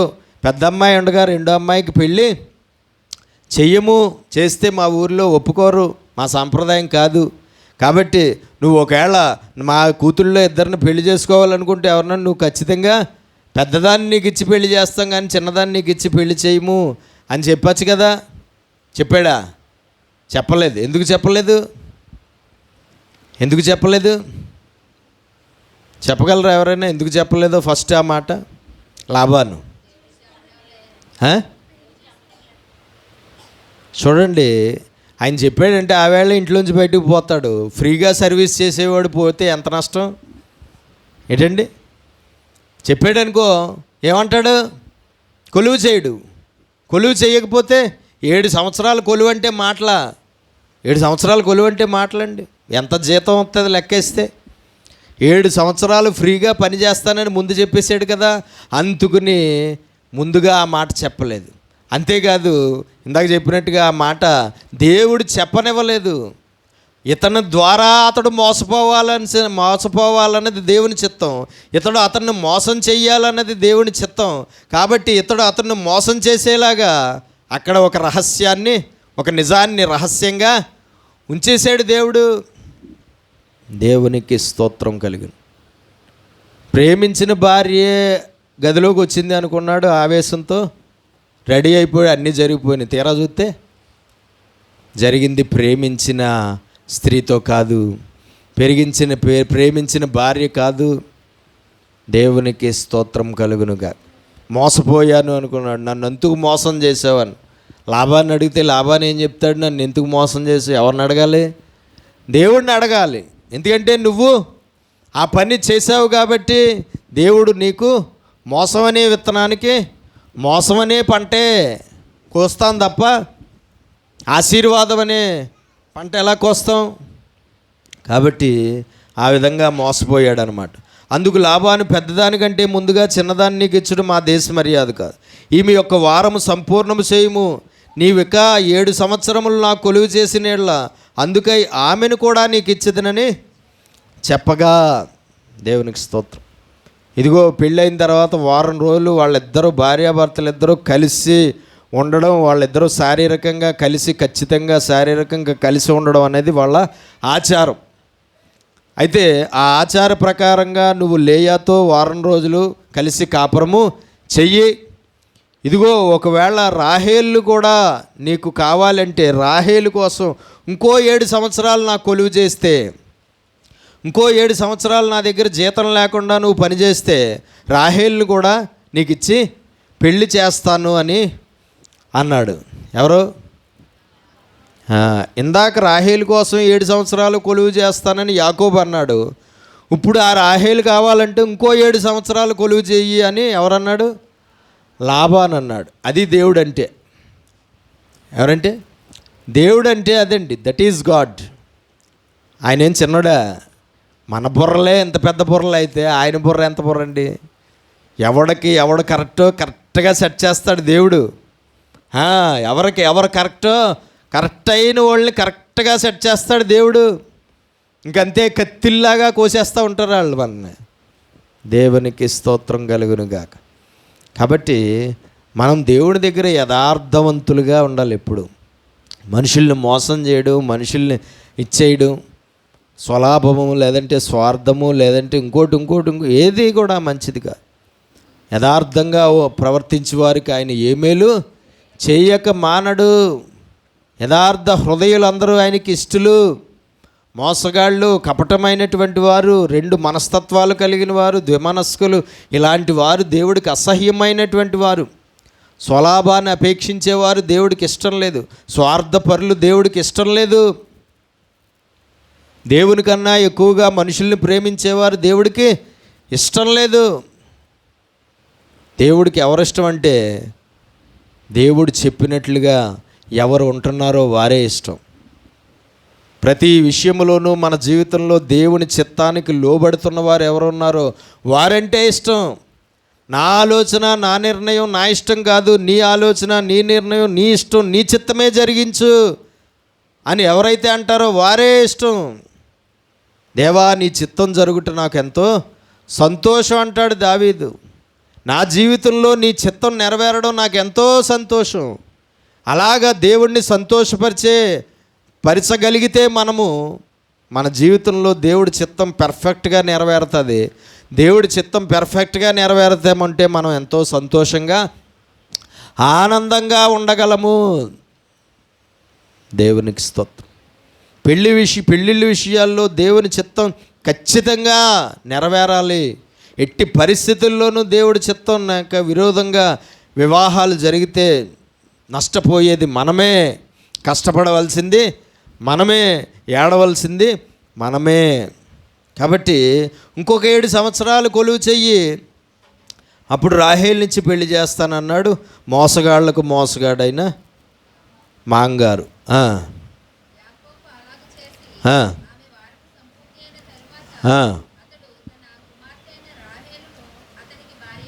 ఇంకో 7 సంవత్సరాలు కూడా ప్రేమించాడు కాబట్టి, రాహేలుని ఎంతో ప్రేమించాడు కాబట్టి, ఆమెను ఎలాగైనా దక్కించుకోవాలని, ఆమెతో కలిసి జీవించాలన్న ఆశ కలిగి ఉన్నాడు కాబట్టి, ఇంకో 7 సంవత్సరాలు కొలువు చేయమంటే దానికి కూడా రెడీ అయ్యి ఇంకో 7 సంవత్సరాలు కొలువు చేశాడు. ఎవరండి? అల్లుడు. చూడండి, అప్పటికి ఈయన ఏమయ్యాడు? లాభానికి ఏమయ్యాడు? అల్లుడయ్యాడు. కానీ అల్లుడల్లా ఇంకో 7 ఏళ్ళు పనోడుగానే ఉన్నాడు. ప్రేమిస్తే అంతే. ప్రేమిస్తే ప్రేమలకు వెళ్తే అల్లుళ్ళు అవ్వవు, పనోళ్ళే అవుతాం మనం. ప్రేమలో దోమలంటే ఏమవుతారండి? పనోళ్ళు అవుతారు కానీ అల్లుళ్ళు అవ్వరు. ప్రేమలో దోమలంటే కోడళ్ళు అవ్వరు కానీ పనోళ్ళు అవుతారు. మనం పనోళ్ళుగా ఉండడం మనకి మంచిదా, లేదంటే అల్లుళ్ళుగాను కోడళ్ళుగాను ఉండడం మనకు మంచిదా? కొలువు చెయ్యాలి, కష్టాలు పడాలి. ప్రేమ అనే దాంట్లో కష్టాలు ఉన్నాయి. ప్రేమ అనే దాని కొలువు, ప్రేమ అనే దాని ఇబ్బందులు, ప్రేమ అనే దాంట్లో వ్యతిరేకత. మన ప్రేమ మనకి మంచిది కాదు. మన ప్రేమ మనకు ఆశీర్వాదం కాదు. దేవుని ప్రేమ మనకు ఆశీర్వాదం. దేవుని ప్రేమ మనకి ఆశీర్వాదము. తల్లి ఉంది, ఒక బిడ్డ ఉన్నాడు, ఆడో మగో మొత్తానికి. ఆ బిడ్డకి తల్లి ఉందండి, తండ్రి ఉన్నారు. ఈ తల్లి తండ్రి అంటే ఆ బిడ్డకి చాలా ఇష్టం. అలాగే ఆ తల్లి తండ్రికి కూడా ఈ బిడ్డ అంటే చాలా ఇష్టం. నువ్వు చాలా ఇష్టపడ్డావు కాబట్టి ఆమెను నాకు తల్లిగా ఇయ్యని అడిగితే ఇచ్చాడా దేవుడు నీకు తల్లిగా? నువ్వు చాలా ఇష్టపడి, ముందుగానే ఇష్టపడి, నాకు ఆయన అంటే చాలా ఇష్టం, ఆయన్ని నాకు తండ్రిగా ఇవి అని నువ్వు అడిగితే ఇచ్చాడా ఆయన్ని తండ్రిగా? చూడండి, తల్లిదండ్రులు పిల్లలు మొత్తానికి వాళ్ళ మధ్యలో ఒక ప్రేమ ఉంటుంది. ఎప్పుడు ప్రారంభమైంది అది? ఎప్పుడు ప్రారంభమైంది? ముందుగానా? లేదు. దేవునికి స్తోత్రం కలుగునుగా. అలాగే ప్రేమ ఎప్పుడు ప్రారంభం అవ్వాలో తెలుసా? భార్యాభర్తల దగ్గర, భార్యాభర్తల విద్యలో పెళ్ళి అయిన తర్వాత. ఎప్పుడు ప్రారంభం అవ్వాలండి? పెళ్ళి అయిన తర్వాత ప్రారంభం అవ్వాలి ప్రేమ. పెళ్ళికి ముందే ప్రేమ ప్రారంభమైతే కొలువు చేయవలసిన పరిస్థితి, కష్టాలు అనుభవించవలసిన పరిస్థితి, వేదనలు అనుభవించవలసిన, అల్లుళ్ళుగా వెళ్ళాల్సిన వాళ్ళు పనోళ్ళుగా వెళ్ళాల్సిన పరిస్థితి. దేవునికి స్తోత్రం కలుగునుగా. కాబట్టి మనం తెలుసుకోవాల్సింది ఏంటంటే, ప్రేమ అనేది పెళ్ళి తర్వాత అయితే ఎంతో ఆశీర్వాదం. మరియు లాబాను తన దాసి అయిన బిల్హాను తన కుమార్తె అయిన రాహేలుకు దాసిగా ఇచ్చెను. లేయాకు ఒక దాసి వచ్చింది, అలాగే రాహేలు కూడా ఒక దాసి వచ్చింది. ఈ ఇద్దరు దాసులు కూడా తర్వాత ఏమయ్యారు? తర్వాత యాకోబుకి భార్యలు అయ్యారు. వచ్చిందే ఆల్రెడీ 2 భార్యలు, మళ్ళీ వీళ్ళిద్దరికి 2 గిఫ్ట్. మొత్తానికి తర్వాత ఎంతమంది అయ్యారు? మళ్ళా 4. వీళ్ళు కూడా తర్వాత ఆయనకి భార్యలు అయ్యారు, మనకు తెలుసు. రాహేలుకు దాసిగా ఇచ్చును. యాకోబు రాహేలును కూడెను. లేయా కంటే రాహేలును బహుగా ప్రేమించి అతనికి మరి 7 ఏళ్ళు కొలువు చేసిను. మొత్తానికి ఇప్పుడు ఈయన కొలువు చేసింది ఎంతకాలం అయింది? ఇప్పటికి 7 14 సంవత్సరాలు. పోనీ అల్లుడు అవ్వకముందు కొలువు చేసావంటే అనుకోవచ్చు, కానీ అల్లుడు అయిన తర్వాత కూడా కొలువు చేసేవే. అల్లుడా ఇప్పుడు నువ్వు, లేతే పనోడువా? ఇప్పుడు ఈయన ఏమనాలి? లాబానుకు ఈయన అల్లుడా లేదంటే పనోడా? పనోడే. కొలువు చేశాడు కాబట్టి, పని చేసాడు కాబట్టి పనోడే. అల్లుడు ఎలాగయ్యాడు? దేవునికి స్తోత్రం. అదే అన్నమాట, మన జీవితాన్ని మనమే సర్వనాశనం చేసుకోవడం అంటే ఇదే. కొలువు చేసిను. లేయా ద్వేషించబడుట. దేవునికి స్తోత్రము. రాహేలు గొడ్రాలయ్యుండెను. 2 చేతులు పైకే స్తోత్రం. హల్లెలూయా. దేవుడు ఆయన ఉన్నాడు అని ఎప్పటికప్పుడు రుజువు చేసుకుంటూ ఉంటాడు మన జీవితాల్లో. మనం ఒప్పుకోకపోయినా ఆయన ఒకడు ఉన్నాడు అని రుజువు చేసుకుంటూ ఉంటాడు. ప్రేమించింది దొరికింది, కానీ ప్రేమించిన దాని గర్భం దేవుడు మూసేశాడు. ద్వేషించబడుతున్న ఆమె గర్భాన్ని దేవుడు తెరిచాడు. మనం ఎవరిని ద్వేషిస్తామో వారిని దేవుడు ప్రేమిస్తాడు, ఎవరిని ప్రేమిస్తామో వారిని దేవుడు ద్వేషిస్తాడు. కాబట్టి ఇప్పుడు ఎవరి పక్షంగా ఉన్నాడు? ఈ ఇద్దరు భార్యల్లో దేవుడు ఎవరి పక్షంగా ఉన్నాడని చెప్పుకోవచ్చు? లేయా పక్షంగా ఉన్నాడు. దేవుడు లేయా పక్షంగా ఉన్నాడు, కానీ భర్త మాత్రం లేయా పక్షంగా లేడు. భర్త రాహేలు పక్షంగా ఉన్నాడు. కానీ ఎవరిది గొప్పదనం? ఎవరు మన పక్షంగా ఉంటే మనకు మంచిది? దేవుడు మన పక్షంగా ఉంటే మనకి ఎప్పుడు మంచి జరుగుతుంది. భర్త చేత ద్వేషించబడితే మాత్రం ఏంటి? ఆమె ఏమైంది? బిడ్డలను కన్నది. దేవుడు ఆమె గర్భాన్ని తెరిచాడు. యాకోబు ఎవరినైతే ప్రేమిస్తున్నాడో ఆమెను దేవుడు గొడ్రాలుగా చేసేసాడు. ఆమె గర్భాన్ని తెరవలేదు. ఎందుకు ఈమె గర్భాన్ని మూసివేశాడు? ఎందుకు ఆమె గర్భాన్ని తెరిచివేశాడు?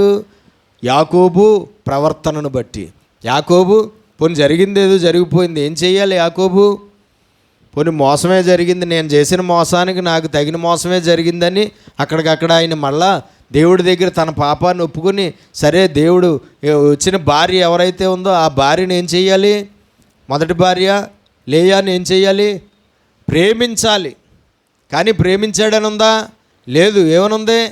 ద్వేషించాడు అని ఉంది. ఈయన ద్వేషిస్తే ఎవరు ప్రేమించారు? దేవుడు ప్రేమించాడు. దాన్ని ఎలా నిరూపించుకున్నాడు దేవుడు? గర్భఫలం ఇచ్చి బిడ్డలనిచ్చి నిరూపించుకున్నాడు. దేవునికి స్తోత్రం. కాబట్టి లేయాను దేవుడు దర్శించాడు. లేయా గర్భాన్ని దేవుడు తెరిచాడంట. లేయా ద్వేషించబట్టి యెహోవా చూచి ఆమె గర్భము తెరిచెను, రాహేలు గొడ్రాలై ఉండెను.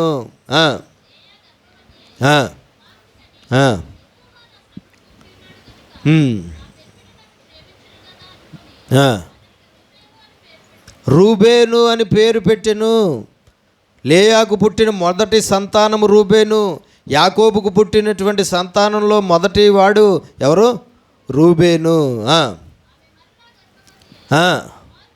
ఆమె మరలా గర్భవతి అయి కుమారుని కని నేను ద్వేషించబడితినన్న సంగతి యెహోవా విన్నాడు గనుక ఈ రెండవ బిడ్డను నాకు దయచేసిను అనుకుని షిమ్యోను అని పేరు పెట్టెను. అదే లేయా మళ్ళా మూడోసారి గర్భవతి అయి కుమారుణ్ణే కన్నది మళ్ళా.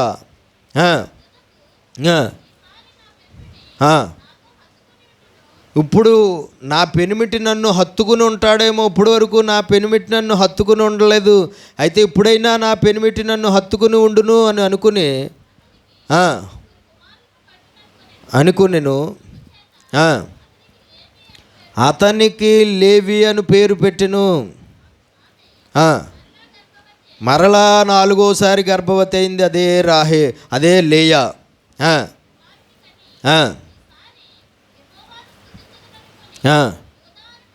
యోదాను.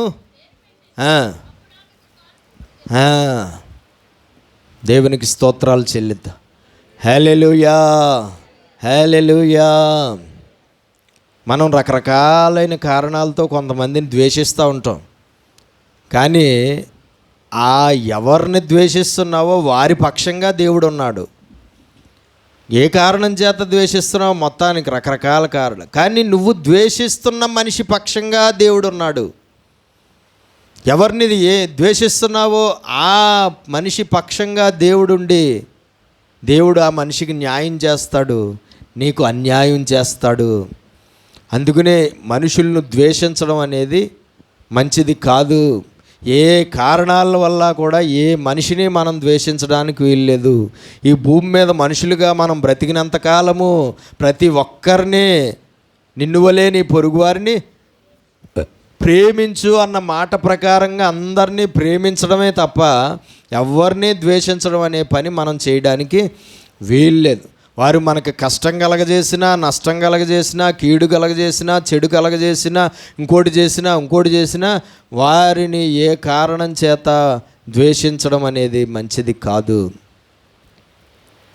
కాబట్టి మనం తెలుసుకోవాల్సింది ఏంటంటే, భర్త ఏమో ద్వేషిస్తూ ఉన్నాడు. 1 by 1 అప్పుడే 4 పుట్టేశారు. మరి భర్త ద్వేషిస్తుంటే ఎలాగ పుడుతున్నారు పిల్లలు ఈవిడికి చెప్పండి? భర్త హత్తుకోలేదంట, భర్త ద్వేషిస్తున్నాడని రాయబడింది కదా.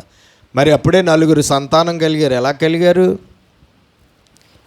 ద్వేషించేవాడు ద్వారా బిడ్డలు ఎలా కలుగుతున్నారు చూడండి. ఆ సంతానం యాకోబు వల్ల కలిగిన సంతానం కాదు. ఎవరి వల్ల కలిగిన సంతానం? దేవుని వలన కలిగిన సంతానం. గర్భఫలం అనేది దేవుడిచ్చేది. భర్తలు అనుకుంటారు భర్తల వల్లే భార్యలకు గర్భఫలం వస్తుంది. కానీ దేవుడు ఒకవేళ గర్భఫలం ఇవ్వకపోతే భర్త ఉన్నా లేనట్టే లెక్క. కాబట్టి మనం తెలుసుకోవాల్సింది ఏంటంటే దేవుడిచ్చేది గర్భఫలం. ఆమె ద్వేషించబడుతున్నా, ఆమె హత్తుకోకుండా ఉన్నా, ఆమెతో కలిసి కాపురం చేస్తున్నాడు లేడో కూడా తెలీదు, కానీ దేవుడు ఈమె గర్భాన్ని తెరిచాడు. ఎంతో ప్రేమిస్తున్నాడు కాబట్టి నాకు తెలిసి ఆవిడ దగ్గరే ఉండుంటాడు ఈయన. ఆవిడతోనే కాపురం చేస్తున్నాడేమో, ఆవిడతోనే సంసారం చేస్తున్నాడేమో. కానీ పిల్లలు ఎక్కడ పుడుతున్నారు? సంసారం అక్కడ జరుగుతుంటే పిల్లలు ఎక్కడ పుడుతున్నారు? దేవునికి స్తోత్రం కలుగును గాక. అక్కడ ఈవిడు ఒకరి తర్వాత ఒకరిని కనేస్తుంది, కానీ అక్కడ ఒక్కరు కూడా లేరు. నాకు పుడతారు అని అలాగే ఎదురు చూడడం తప్ప ఆవిడికి పుట్టడం లేదు. ఎందుకు పుట్టడం లేదు? దేవుడు ఆమె గర్భాన్ని మూసివేశాడు. దేవుడు ఆమెను గుడ్రాలుగా చేసివేశాడు. కాబట్టి మనం తెలుసుకోవాల్సింది ఏంటంటే దేవుడు రాహేలు పక్షంగా లేడు, కానీ దేవుడు ఎవరి పక్షంగా ఉన్నాడని అర్థమైంది? లేయా పక్షంగా ఉన్నాడు. దేవుడు లేయాని దర్శించాడు. దేవుడు లేయా గర్భాన్ని తెరిచాడు. భర్త ద్వారా దొరకట్లేని ప్రేమ పిల్లల ద్వారా అందేలాగా దేవుడు చేశాడు. ఆమెకు నెమ్మది, మనశ్శాంతి దేవుడు ఆ పిల్లల ద్వారా దేవుడు ఇచ్చాడు. దేవునికి స్తోత్రం కలుగును గాక. హల్లెలూయా. కాబట్టి ఆమె ఆ విధంగా బిడ్డలను కన్నది. 4 బిడ్డలు ఇప్పటికీ పుట్టారు, కానీ రాహేలుకి ఒక బిడ్డ కూడా పుట్టలేదు. దేవునికి స్తోత్రం కలుగునుగా. కాబట్టి మనం తెలుసుకోవాల్సింది ఏంటంటే మన జీవితాల్లో మనం వేసే అడుగులు ప్రతిఫలం ఎలాగుంటుంది, మన జీవితాల్లో మన ఆలోచనల ప్రతిఫలం ఎప్పుడు ఎలాగుంటుందో, మన క్రియల ప్రతిఫలం ఎప్పుడు ఎలాగుంటుందో, మన మిడిమిడి జ్ఞానంతో చేసిన తప్పుడు పనుల ప్రతిఫలం ఎలాగుంటుందో మనము తెలుసుకోవాలి. మన జీవితాల్లో దేవుని చిత్తం నెరవేరుతుందని మనం తెలుసుకోవాలి. మన జీవితాల్లో దేవుని చిత్తం నెరవేరడం మనకు ఆశీర్వాదము అని మనం తెలుసుకోవాలి. మన జీవితాల్లో మన చిత్తం, మన ఇష్టం కన్నా, మన ఆలోచనలు, మన అభిప్రాయాల కన్నా దేవుడి చిత్తం, దేవుడి ఆలోచనలు, దేవుడి నిర్ణయాలు, దేవుడి ప్రణాళిక, దేవుడి ఇష్టం నెరవేరడం మనకెంతో ఆశీర్వాదము అని తెలుసుకోవాలి. మనం ఏది విత్తుతామో ఆ పంటనే మనం కోస్తామని తెలుసుకోవాలి. పైన ఉన్నవాడు ప్రతి దానికి లెక్కలు కట్టేవాడని, పైన ఉన్నవాడు ప్రతి ఒక్కరికి వారి వారి క్రియలను బట్టి ప్రతిఫలం ఇచ్చేవాడని మనము తెలుసుకోవాలి ఎప్పటికప్పుడు. అలాగ తెలుసుకుని జ్ఞానయుక్తంగా మన జీవితాల్లో మనం అడుగులు వేయాలి. ఆ అడుగులే మనకు ఆనందాన్ని, సంతోషాన్ని ఇస్తాయి, సమాధానాన్ని అనుభవించేలాగా చేస్తాయి. అలాంటి దేవుని చిత్తానుసారమైన అడుగులు వేద్దాం. మన జీవితంలో దేవుని ఆశీర్వాదాలు పొందుకుందాం. అట్టి దేవుని ఆశీర్వాదం దేవుడు మనందరికీ దయచేయునుగాక. ప్రార్థన చేసుకుందాం. మహాపరిశుద్ధుడు అయిన మా ప్రియ పరలోకపు తండ్రి, నీ శ్రేష్టమైన ఘనమైన నామమును బట్టి మీకు స్తోత్రాలు చెల్లిస్తున్నాం. అయ్యా, ఈ ఉదయకాల సమయంలో ఇంతవరకు మాతో నువ్వు మాట్లాడిన వాక్యాన్ని బట్టి స్తోత్రాలు. విన్న వాక్యం విని విడిచిపెట్టేవారిగా ఉండి మమ్మల్ని మేము మోసం చేసుకోకుండా విన్న వాక్యాన్ని అనుసరించి జీవించి ఫలించుటకు మాకు సహాయించి, విన్న వాక్య ప్రకారంగా మేము ప్రవర్తించి నీ దీవెనలకు వారసులు అవ్వడానికి సహాయించి, నీ వాక్యం మా హృదయం అనే పలక మీద మేము రాసుకోవడానికి సహాయించి, నీ వాక్యాన్ని ప్రభువా నాయనా మేము నడుస్తున్న మార్గంలో వెలుగుగా ఆ వాక్యాన్ని పెట్టుకోవడానికి మాకు సహాయం చేతండి. విన్న వాక్యం విని విడిచిపెట్టేవారుగా ఉండి మమ్మల్ని మేము మోసం చేసుకోకుండా నాయనా నీ వాక్య ప్రకారంగా ఫలించే జీవితాలు మాకు దయచేయమని యేసు పరిశుద్ధ నామముని ప్రార్థన అడిగి వేడుకుంటున్నాం పరమ తండ్రి. ఆమేన్.